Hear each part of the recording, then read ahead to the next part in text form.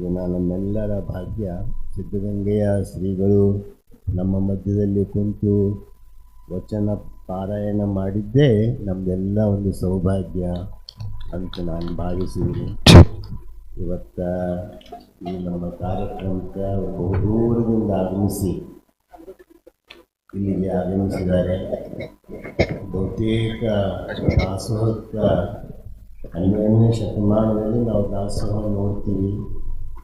ಅಲ್ಲಿ 1,96,000 ಲವಂಗ ಬಿಟ್ಟು ದಾಸೋಹ ನಡೀತಿತ್ತು, ಗಂಜಿ ಕೆರೆ ಇಟ್ಟಿದ್ದು ಕಲ್ಯಾಣದಲ್ಲಿ ಇವತ್ತಿಗೂ ಕಾಣ್ತೀವಿ.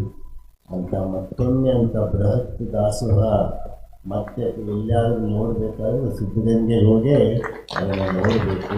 ಅಂಥ ಪರಮ ಪೂಜ್ಯರ ಈ ಕಾರ್ಯಕ್ರಮ ಮುಂದಿನ ಸಂಚಾರಗಳನ್ನು ನಮ್ಮ ದುರ್ಗಸ್ವ ಪಟ್ಟದೇವರು ನಡೆಸಿರ್ತಾರೆ. ಎಲ್ಲರಿಗೂ ಶರಣ.